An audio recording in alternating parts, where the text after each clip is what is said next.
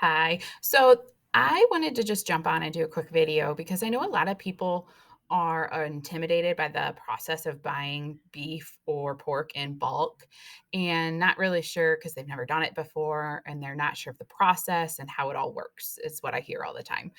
So we really try to streamline our process and make it as easy as possible for not only you as the customer, but also us as the farmer and for our butcher as well. So the process that we use is once you place an order, you're going to get a text or email. Depends on how late it is at night when I'm working on these things.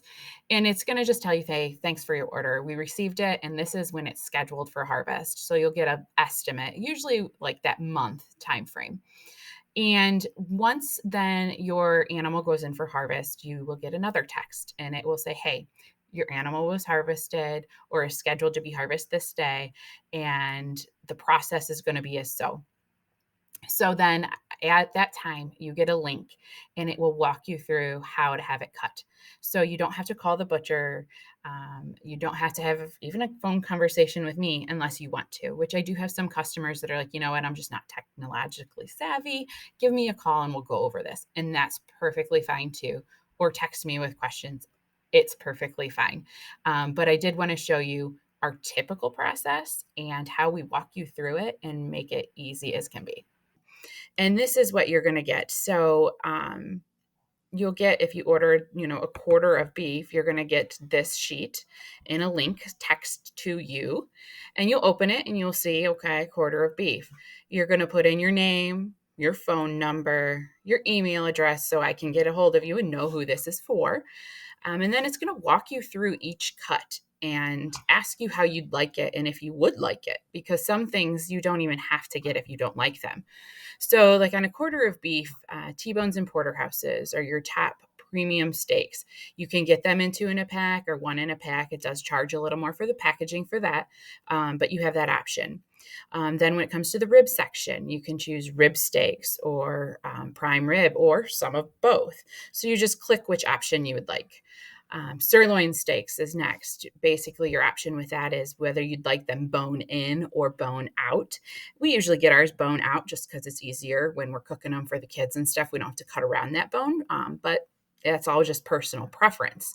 I try to put some notes in here for different cuts that people might not be familiar with so that they have an idea of what they are. So, like the round steak, for instance, this is a tougher cut of meat. And commonly, this is like what people would use for Swiss steak. So, they're going to lightly bread it and fry it and then put it in the oven and cook it low and slow.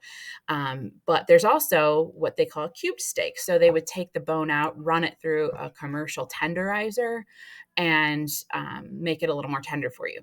Now, personally, I don't get either of these cuts because it is a tougher cut and I go through more burger than I would these round or cube steaks. So I would choose no thanks. Grind it into my burger.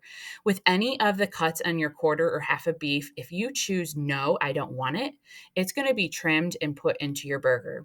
Everything except for your organ meat. So then we have like rump roast. That's your lean round roast. It explains how many you can get and if you want them. If you don't want any of them, once again, it's going to get ground into your burger.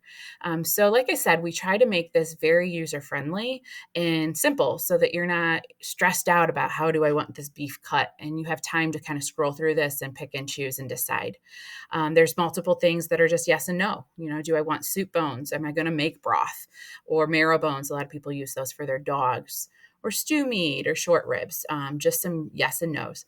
When it comes down to the ground beef, you get it kind of explains what you can expect from a typical beef, how many total pounds, and you can select whether you want it in 1 pound packages or bigger.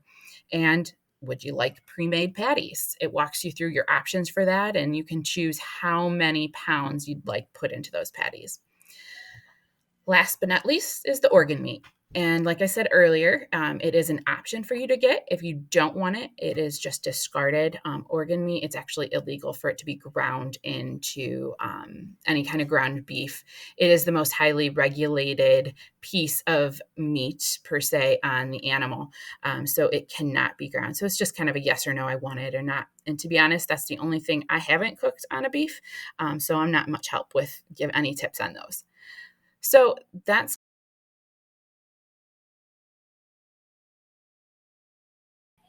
So that's how we do it. And the process is really, I feel pretty easy.